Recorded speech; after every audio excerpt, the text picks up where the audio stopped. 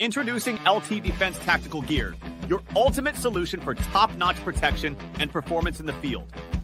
Our armor bundles provide unmatched safety and comfort, while our battle belts and holsters ensure quick and easy access to your gear. Stay prepared for any situation with our high-quality medical supplies, designed to keep you ready for action at all times. Looking to enhance your skills? Our firearms training programs will take your proficiency to the next level. Trust LT Defense for all your tactical gear needs and gear up for success on the battlefield. Military Broadcast Radio, the station that's giving veterans a voice. Find us on the web at mbradio.us. Think of all that time. Every wait in the winter. All those hours no one else. Think of all that time. Think of every sacrifice in the summer. Every wait in the mornings on the levee. Late nights in the film room. Bus rides to playoff games. Every bump in the road. Every moment of ecstasy. Every moment of doubt. Years wondering. Is it all worth it? It's all led to this. Man, I got this money. It's a 60-minute drive for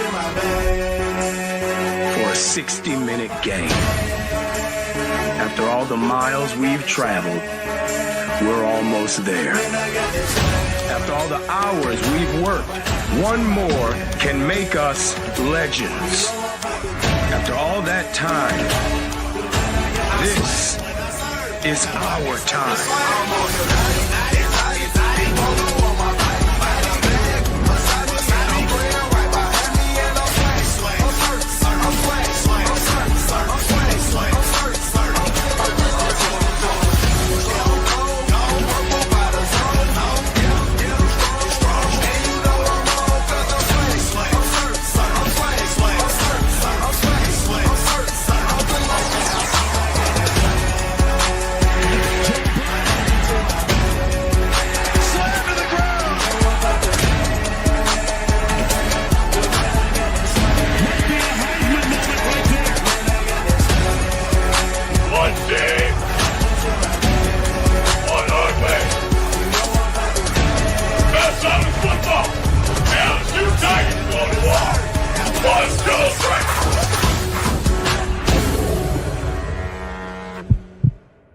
Opinions expressed in this program are those of the speakers and do not necessarily reflect the views or positions of any entities they represent.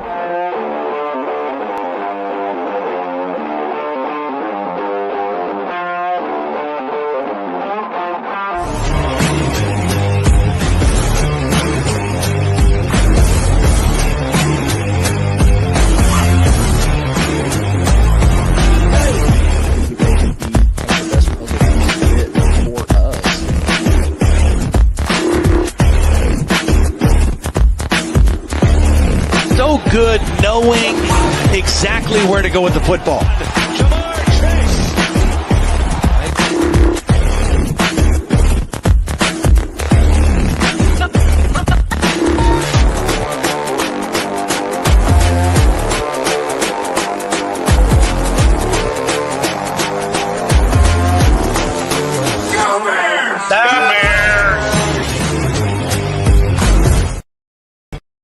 Hello, and what is up, everyone? Welcome into Inside the Hoosier Mind, brought to you in part by Military Broadcast Radio, helping give veterans a voice, helping teach veterans how to podcast, and most importantly, letting veterans' voices be heard. So I am back. So with at least Inside the Hoosier Mind, it's probably going to be a little bit more sporadic with some of the episodes. It is the off season, at least for football. And as much as I like basketball, I don't follow the NBA that well or that much. And I really haven't been able to keep up with college basketball so far. So I will try to do my best on that. I'll still have episodes sporadically kind of here and throughout as we get more news and whatnot. If you can't tell, my background is a little bit different.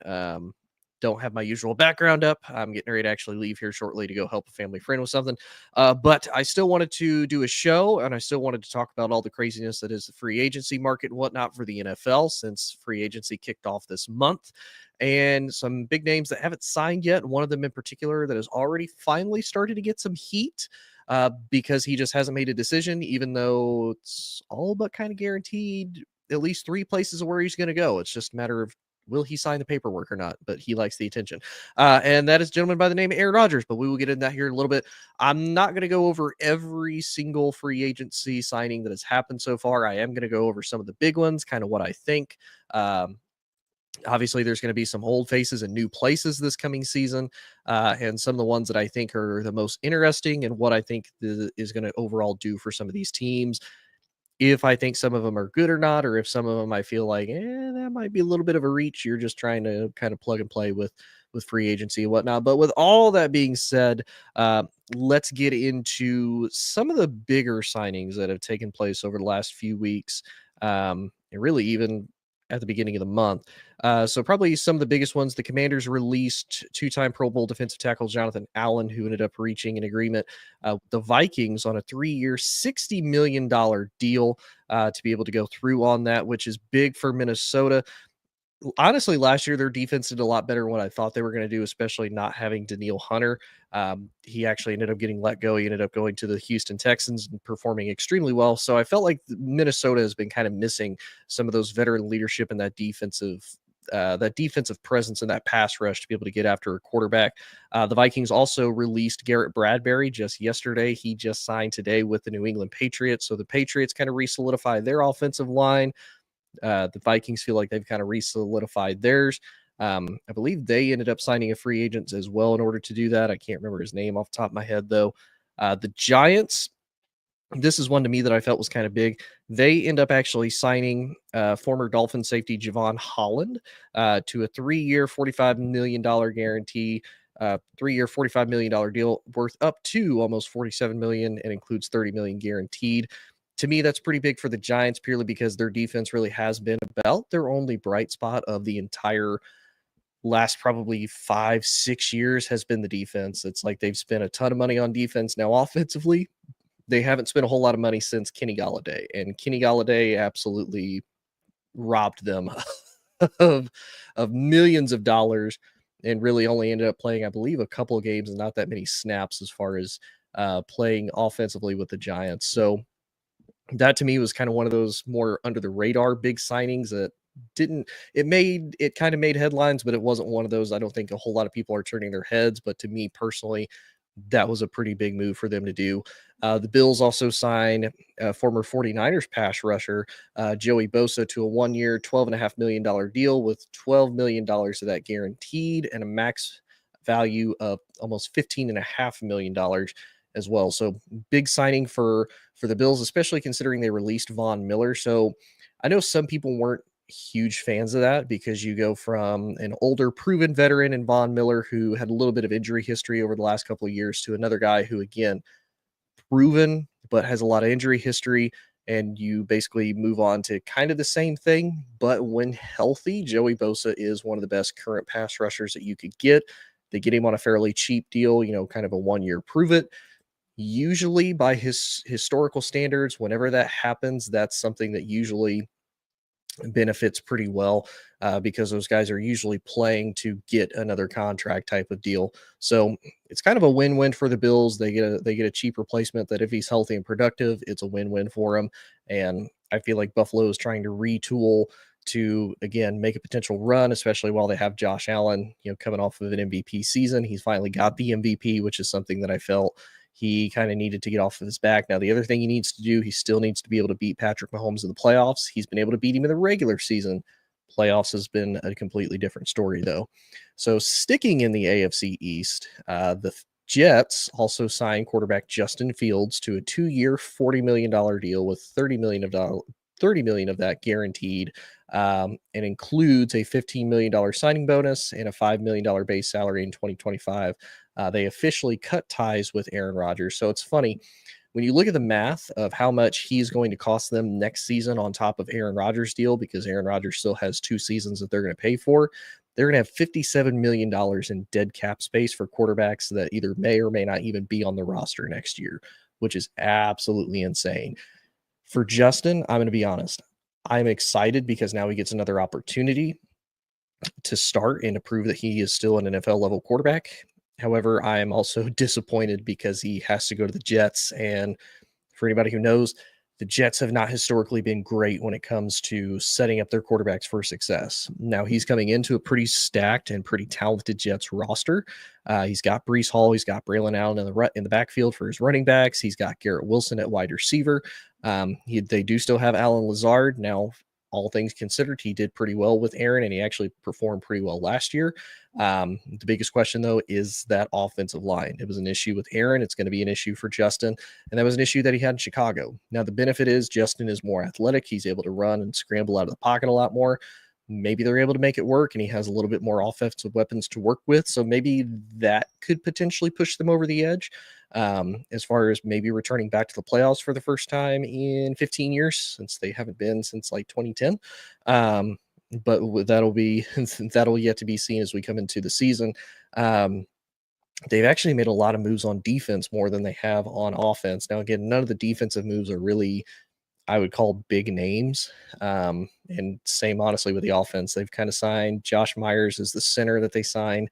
It's about the only other big name that I can think of besides Justin. So they really haven't done much offensively to help him other than releasing Devontae and releasing Aaron. So I'm not really enthusiastic on the Jets, but again, it's still kind of early in free agency. We don't know what they're going to do in the draft either. And we won't know until honestly draft night happens and it comes and goes. So we will see.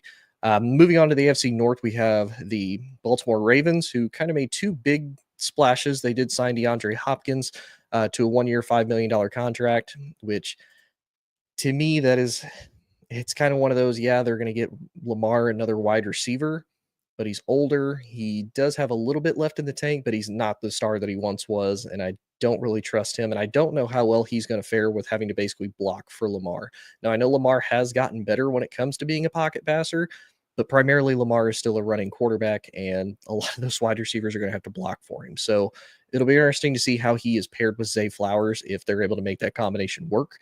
And should anything happen to Lamar, they also signed former Cowboys backup quarterback Cooper Rush to a 2-year, $12 million contract as well. Now, sticking in the AFC and sticking with the AFC North, there's their counterpart team. The Bengals have actually been fairly active in free agency, mainly signing their own players. So they did sign Jamar Chase and T. Higgins both to massive contracts just yesterday. Jamar Chase signed a 4-year, $161 million extension, and T. Higgins finally gets his big contract from them. He had been franchise tag the last 2 seasons. He was re-signed to a 4-year, $115 million deal as well. And they were also able to re-sign Mike Gesicki, their tight end, a 3-year and a $25.5 million contract, which that's great because now Joe Burrow has weapons to throw to, but he had those weapons already. The problem with the Bengals is 2 things. Their offensive line definitely needs help, and that needs shored up. And the bad part with Jamar, with T all taking this money, you're now losing that flexibility to potentially sign a free agent offensive lineman to help keep Joe Burrow up because he was sacked a lot. He was hurried up a lot. Now, again, he had an MVP number season, but they were an average team and they ended up missing the playoffs. So that's probably going to come back to bite them. The other thing that's really going to hurt them, then that honestly hurt them last year and kept them from the playoffs as well, is their defense. They let Trey Hendrickson go. He is still technically a free agent. I heard reports that they are talking to him to try to re-sign him to a contract. But honestly, they might be hurt with that because their other team in the AFC North, the Browns, re-signed Myles Garrett to a massive contract that is an average of about $40 million a year, the highest for a non-quarterback position. And I'm not saying Trey is going to try to demand that type of money, but he also has the most sacks over the last 4 years out of anybody in the NFL. So he's definitely put up the production, and he's been one of the few bright spots for that Bengals defense. Now, they do get the defensive coordinator from Notre Dame, Al Golden, which is great, but he is going to have an extremely important and pivotal position for the Bengals to potentially have success. Is what can he do with that defense? Can he make it viable? And can he potentially bring the Bengals back to a fairly decent point of, being contenders? And can the Bengals not have to score like 41 points And can they not give up 42 points to potentially cost them game by game and week by week basis? So we'll see. I'm not overly enthusiastic about it. Again, happy for Joe Burrow. He keeps all of his weapons and he's going to be in a good spot offensively. But again, offensive line needs a lot of work and the defense needs a lot of work. How do they manage that financially? Because typically and historically, the Bengals have not been known for spending a lot of money. So this is kind of off the wall for them. Historically compared to what they normally do. The Browns really haven't done a whole lot in free agency. Like I said, they did sign Myles Garrett to a 4-year extension that includes $123 million guaranteed. They did trade for cornerback Kenny Pickett from the Eagles in exchange for their quarterback Dorian Thompson-Robinson and a 5th-round pick.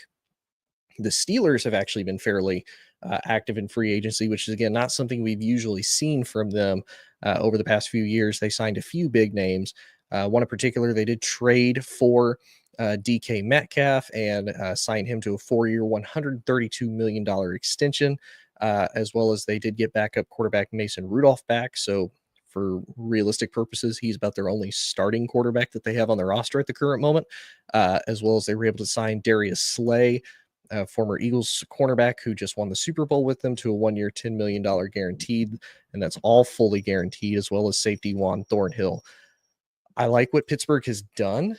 The only two issues I have with Pittsburgh, you already had a very diva-esque wide receiver in George Pickens, who is known for calling out a lot of things, voicing his frustration with the media, not really talking with the team.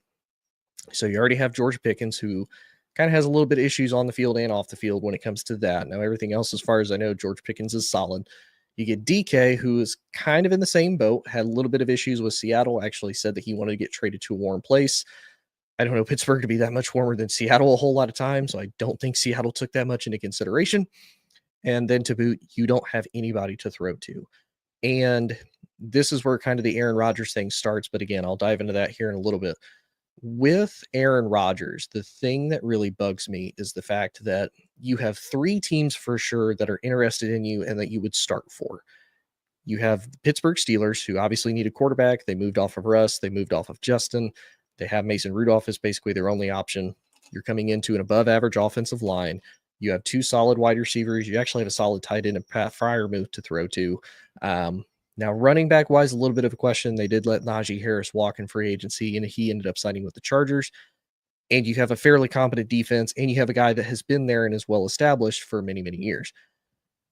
The issue with that is, to me, I think Aaron wants to be able to come in and absolutely run everything that he wants the way that he wants to run it, and Mike Tomlin is absolutely not going to do that. Now, if there's a coach that could potentially handle it the best, it's Mike Tomlin. And we know that because of the drama that we had with Le'Veon Bell, the drama that we had with Antonio Brown. If there is a coach that can handle a diva wide receiver or a diva personality that for many other places may or may not be a toxicity, it's definitely Mike Tomlin. And I think he could potentially handle Rodgers. I don't think Rodgers could handle him, to be 100% honest when it comes to that. But that's at least the Pittsburgh side. And again, I'll dive more into Rodgers throughout the rest of the show. We'll move on and we'll continue on to the AFC, then we'll move on to the NFC after the break. So Texans have made a little bit of moves. Most of it has been more on the defensive side, not a really lot of big names, other than they did trade for CJ Gardner-Johnson from the Eagles, a safety, and they ended up exchanging Kenyon Green in that trade, so not a whole lot from them. The Colts have made 2 signings that have been interesting. One I feel like is very good. The other one I feel not so much. The Colts did sign Shavarius Ward to a 3-year deal up to $60 million with $35 million guaranteed and a $20 million signing bonus, which is great. They definitely needed that defensive back. They needed somebody young and proven that could come in and be a defensive leader for the team. The thing they did offensively that I have a lot of questions about, and I feel like a lot of Colts fans have questions on, is they did sign quarterback Daniel Jones to a 1-year, $14 million deal with $13.15 million fully guaranteed, with a $6 million signing bonus. It's a $7.15 million base salary for this season, and a max value of $17.7 million.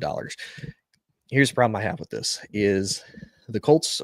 I don't think the Colts already know what to do with Anthony Richardson. I think it's one of those, he's still young. He still has to prove himself. Last year was rough for him. He gets hurt pretty consistently. He had the quitting in the middle of the game type of moment, which again, I understand because it was rough. He's getting hit.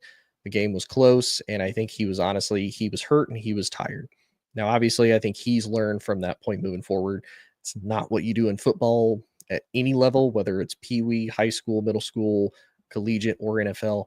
You never voluntarily give up your spot, because if you do, you may never get that spot back, because a lot of teams preach next man up mentality. And there may be somebody behind you that says, I want to be that person next, and I'm not going to give up the spot once I get it. I think for this, Daniel Jones is that, I'm not going to say perfect kind of push, but I do think for Daniel Jones to be there, I think, and I'm saying this on March 18th at 5:17 p.m. Eastern time, I think what's going to happen is Daniel Jones is going to come in. I think he's going to have a fairly solid camp. And then I think the reports are going to come out, oh, Daniel Jones looks sharp. Anthony Richardson is struggling in camp. And then I think the rumors and the whispers and the push for Daniel Jones to potentially start is going to get thrown out there.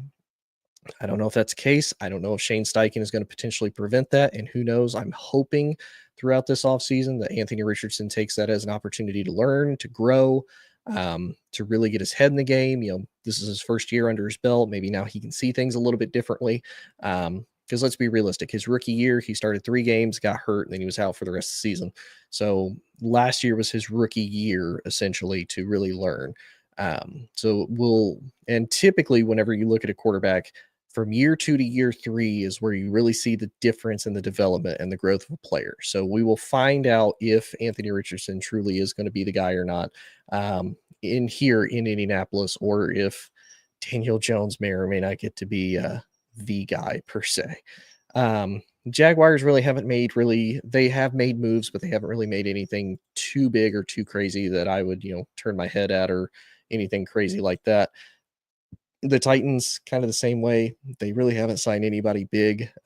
Their biggest issue is going to be, who do they get in the draft as far as their draft position and whatnot? Do they try to go after a quarterback? Do they get Travis Hunter? Who do the Titans get?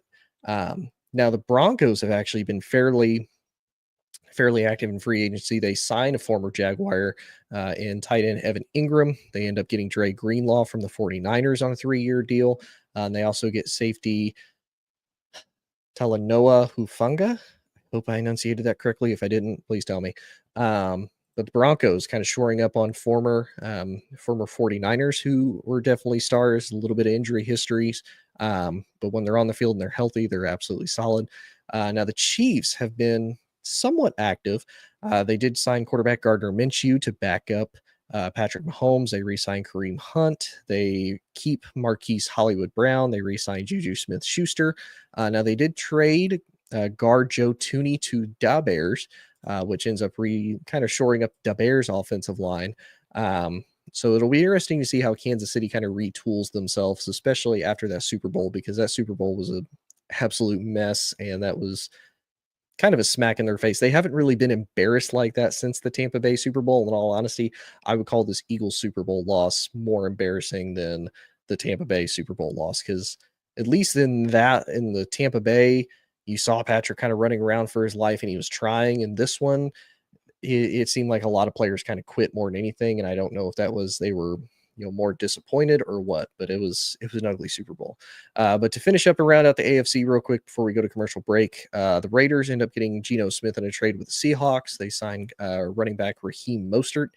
They sign Max Crosby to an extension, and they do sign safety Jeremy Chin, which for anybody who kind of keeps up with football all around, Jeremy Chin was on the Panthers as a safety and was actually pretty solid. I'm really surprised they let him walk. I don't know if that was more of a value deal or maybe a health deal. But again, one of those when healthy, absolutely solid. And actually, if I remember correctly, I think he was on Washington last year. If I remember, he was on Washington last year. They traded him to Washington. That's right. So kind of surprised Washington even let him walk too. So that's a little bit of a surprise. But to finish out the AFC, the Chargers also signed Najee Harris to a 1-year, $5.25 million guarantee, fully guaranteed deal. he actually gets to come back to coach Harbaugh, who tried to recruit him initially while Harbaugh was at Michigan, before he actually ended up signing with the Crimson Tide of Alabama. They re-signed Jalen Reagor. Don't know why they would do that. They also bring back former wide receiver Mike Williams, comes back to them after a little bit of a journey from the Jets and the Steelers. They also signed guard Mekhi Becton, who just won the Super Bowl with the Eagles, a former Jets starter. He gets a 2-year, $20 million deal. They re-signed Khalil Mack. That one was probably one of the most surprising because there's a lot of talks that they were going to let him go. And there's actually talks he wanted to return to Chicago. So I didn't know if that was going to be a sign and trade type deal or if they were just going to sign him and potentially move on. But apparently not anyway. And I appreciate everybody watching. I appreciate Joel. I appreciate Amber from Into the Weeds podcast. If you want anything kind of weird, kooky, spooky, anything like that, definitely check them out. Amber and Laura actually just joined me on another podcast that I'm doing about true crime, murder, everything like that. And they were both absolutely fantastic. Hopefully, if scheduling and everything works out, Amber's going to be on with me in a couple weeks again to talk about America's first serial killer, H.H. Holmes. But I'm not going to dive super deep into that here on the sports show. But we will take one quick commercial break. It'll be a little bit of a short break because, again, I'm a little bit crunched on time here. But when we come back, we will talk a little bit quickly about the NFC side, and we'll go from there. Tune in to Clado's Cacophony of Sound every Saturday night from 9 p.m. to 12 a.m. Eastern on Military Broadcast Radio at mbradio.us or on Twitch at DJ_Clado. MBR, giving veterans a voice.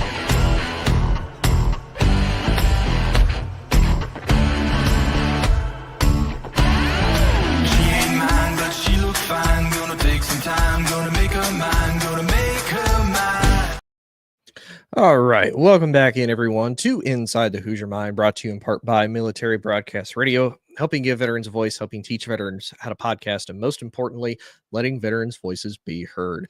So we are back to talk some of the NFL free agency moves that has happened, mainly because there's not a whole lot going on other than free agency because season doesn't start for a while.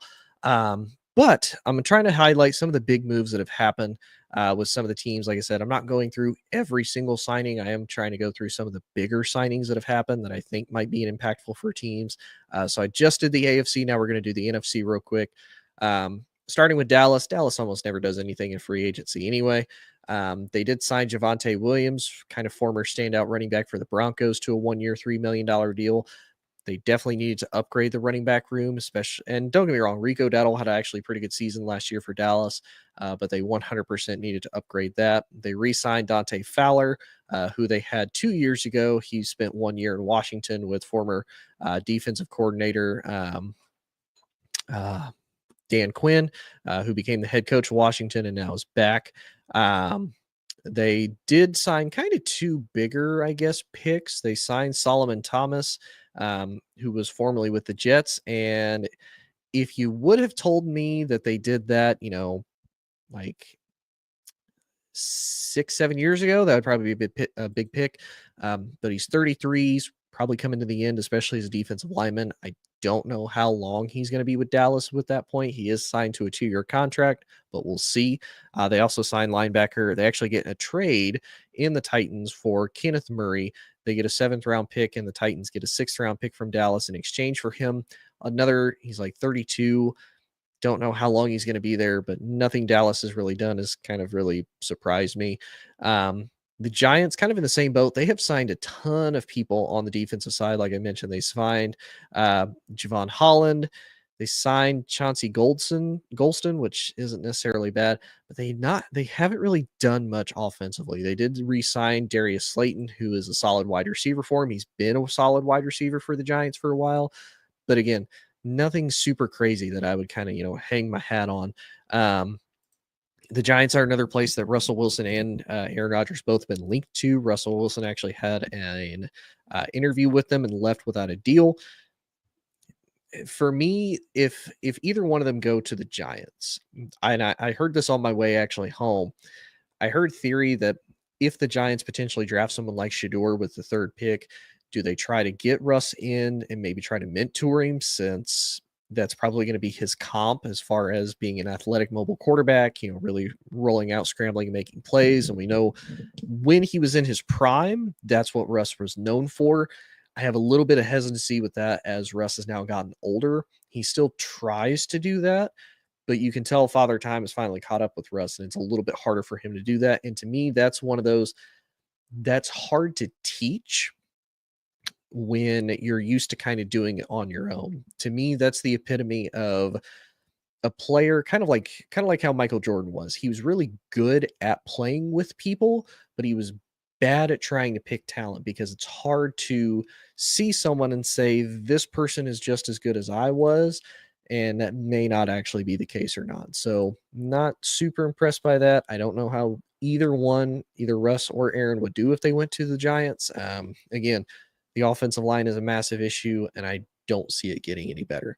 Um, the Eagles, the Eagles have actually done pretty well at trying to re-sign a lot of their own homegrown players. They have signed a few players to kind of supplement some of the pieces that they lost.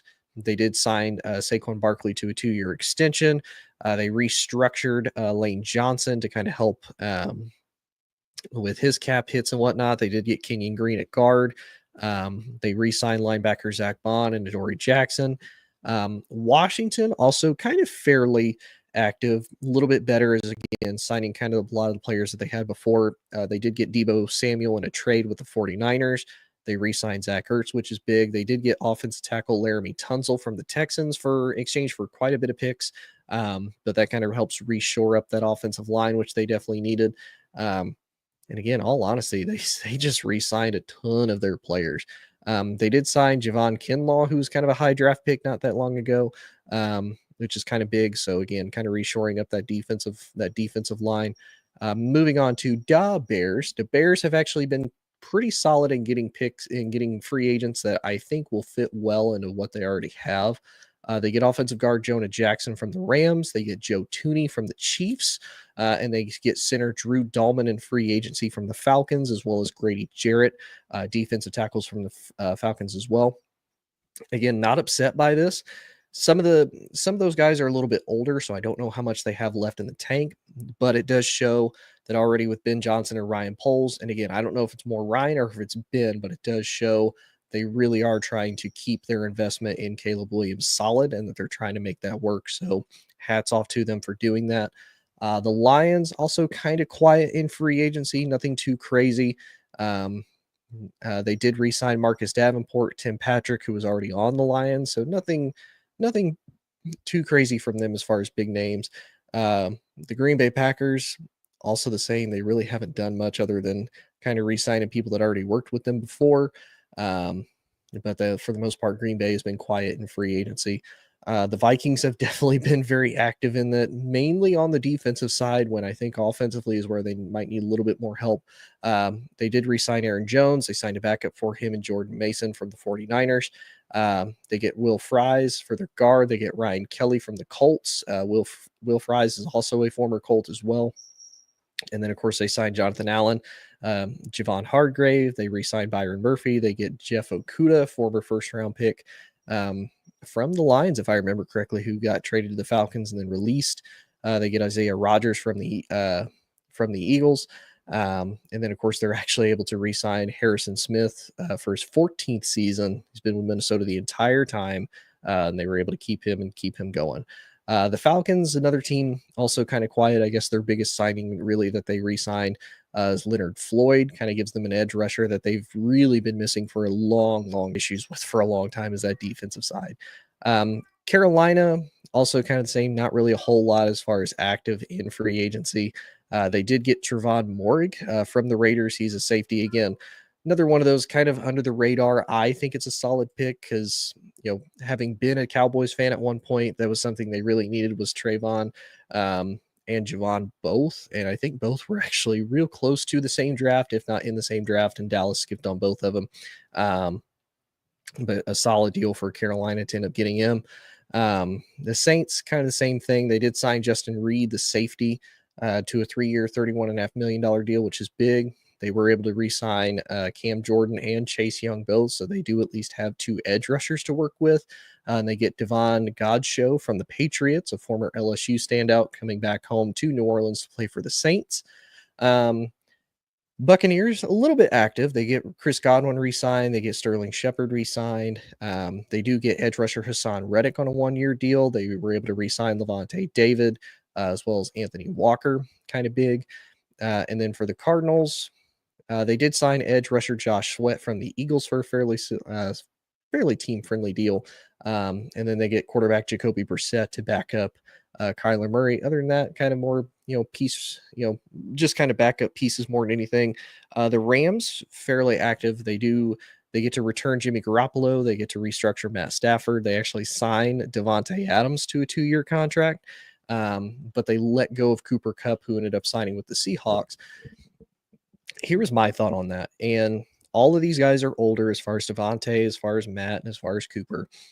To me, if they could have potentially worked out a salary or structure deal with all of them, here's what we're going to pay you, Devontae, if you come here. We gave Philly the best run for their money when it came to the playoffs and moving on to the Super Bowl. We feel like we're really close again. We have a lot of young pieces. If they could have kept all 3 of them to be able to make that work, I think this Rams team, between Matt Stafford, Devontae, Cooper, and Puka Nacua, that would have been extremely dangerous to have, and I think they would have been a huge, formidable threat, even more so, all honesty, than what they are right now. I think that they will probably win the NFC West, considering all the other teams have definitely taken a step back. I feel like the Cardinals are still kind of trying to rebuild. The 49ers lost a ton in free agency, and now are just trying to kind of sign, pieces to fit in and maybe retool a little bit.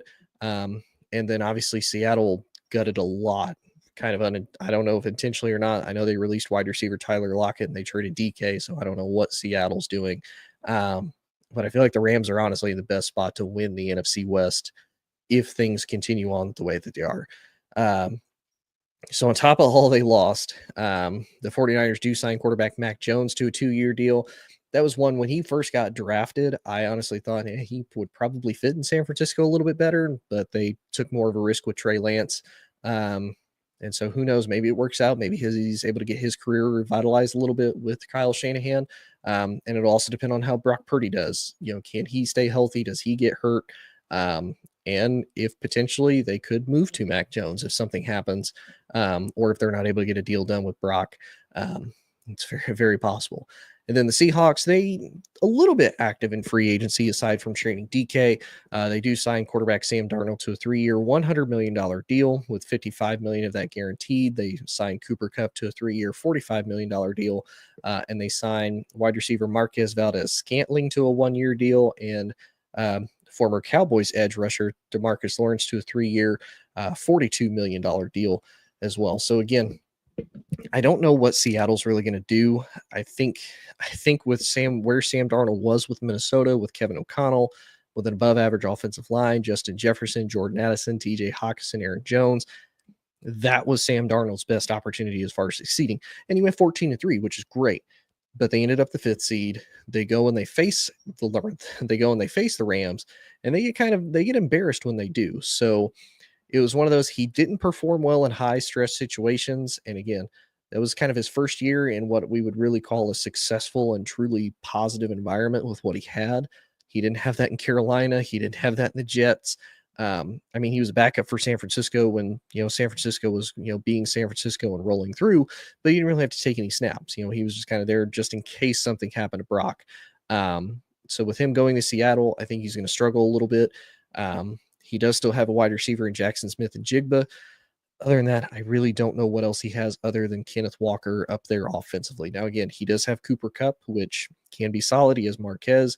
Now, if Marquez can kind of retap into what he used to have, that could potentially be a solid thing, but I don't know if that will truly be the case or not. But appreciate everybody that's tuned in and watched. If you enjoyed and you want to potentially hear more, like I said, as more things come out, and whatnot, I will definitely be covering it. Just right now with the off season, there's not a whole lot to talk about as far as football goes, but I promise I will still make episodes and content and whatnot. You can find me pretty much everywhere: Facebook, Instagram, TikTok, YouTube. I will definitely be posting YouTube a lot more, all at Inside the Hoosier Mind. But if you love everything that is military broadcast radio and all of the great podcasters that we have, like I mentioned with Into the Weeds with Amber and Alora, is absolutely fantastic. You have Money and Finances with Joey Laswell, with the Fire Social Worker. You have so many different podcasts on here with great veterans, with great advice, great content. Please check them out, and please follow them. You can find pretty much everybody at the stuff above there at mbradio.us or just MB Radio. Or if you're watching on any of those platforms like Facebook, YouTube, and whatnot, just to your bottom right, there should be a little QR code that you can scan to learn more. You can find out more about the shows. And if you would potentially like to help donate, anything like that you want to, it all goes to the veterans, everything like that. It's a non-for-profit. You can do that, and it helps someone get, content, helps them learn, helps them get good equipment and whatnot. So please check that out if you're interested. But other than that, I appreciate everybody, and we will be back soon. Everybody have a great night. And hopefully, if you're in the Midwest and you're able to enjoy some warm weather at the current moment before it changes, please do. And we will see y'all later. Ladies and gentlemen, thank you for tuning in to Military Broadcast Radio. As we wrap up today's show, we want to remind you that the podcast of today's episode will be available right after we go off the air. So if you missed any part of the show or want to listen again, be sure to check it out. And remember, we're here to support and honor our veterans. Your stories and experiences matter, and we are committed to giving you a platform to share them. That's right. We're here to give our veterans a voice. So don't forget to catch the podcast and stay connected with us, giving our veterans a voice.